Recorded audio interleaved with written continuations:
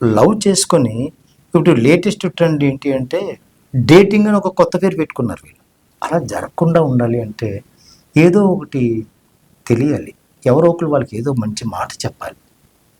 ఒక successful life lead చేస్తున్న మీరు అలాంటి వాళ్ళకి ఒక మంచి లీడ్ పాయింట్. సార్ ఇప్పుడు మీరు చెప్తున్నట్టు డింగ్స్ అని ఒక కొత్తది ఉంది, డ్యూయల్ ఇన్కమ్ నో కిడ్స్. ఇప్పుడు జరుగుతున్న ట్రెండ్ అదే.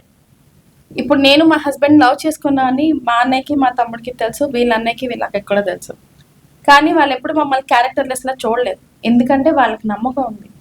వీళ్ళు ప్రేమించుకున్న వీళ్ళ హద్దుల్లో వీళ్ళు ఉంటారు, వీళ్ళ పేరెంట్స్ నొప్పించి చేస్తారని వాళ్ళు తప్పని వాళ్ళు సపోర్ట్ చేశారు.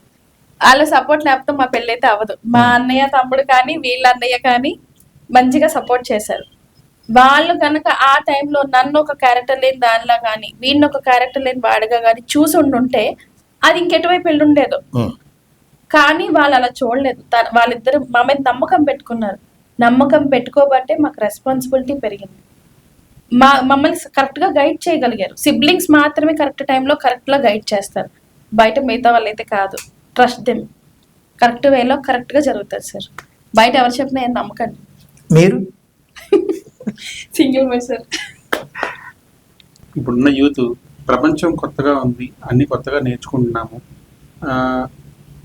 ఏదో చేసేద్దాం అని చెప్పేసి అనుకుంటారు. చేయడం మంచిదే, కానీ ఆ చేసే ముందు ఫ్యూచర్లో మనది ఎలా ఉంటుంది, మనకున్న భాగస్వామిని ఏ విధంగా ఎంచుకోవాలి, వాళ్ళతో ఏ విధంగా ఉంటామన్నది కొంచెం ఆలోచించాలి, కొంచెం మెచ్యూర్డ్గా ఉండాలి. అందరికీ అది సాధ్యం కాదు, బట్ అది ట్రై చేయాలి. ఇవన్నీ తెలుసుకుంటేనే ఫ్యూచర్ అనేది బాగుంటుంది. సోషల్ మీడియా లవర్స్ చాలా ఎక్కువ మంది ఉంటారు.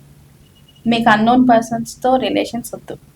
మీకు తెలిసిన వ్యక్తులు మీ చుట్టూ చాలామంది ఉంటారు, మిమ్మల్ని ఇష్టపడే వాళ్ళు చాలామంది ఉంటారు. మీకు అందులో కరెక్ట్ వాళ్ళు ఎవరన్నది మీరే చూస్ చేసుకోగలుగుతారు. ఎందుకంటే మీకే మాత్రమే బాగా తెలుసు, మిగతా వాళ్ళకి కాదు. మీకు మాత్రమే మీ పార్ట్నర్ని కరెక్ట్గా ఎంచుకునే తెలివి ఉంటుంది. దాంట్లో కొంచెం జాగ్రత్తగా ఎంచుకోండి. And one more, if at all మీరు ఏమైనా తప్పు చేస్తే అది అక్కడితో అయిపోదు. ఆ గిల్ట్ లైఫ్ లాంగ్ క్యారీ చేయాల్సిన అవసరం కూడా లేదు. మీ పేరెంట్స్ అండ్ సిబ్లింగ్స్ సపోర్ట్ తీసుకోండి, నెక్స్ట్ స్టెప్ వేయండి. మంచిగా ఇంతకన్నా మంచిగా నెక్స్ట్ టైం ఇంకొంచెం జాగ్రత్తగా మంచి పార్ట్నర్ని సెలెక్ట్ చేసుకోండి, వాళ్ళతో లవ్ షేర్ చేసుకోండి, లైఫ్ లాంగ్ హ్యాపీగా ఉంటుంది.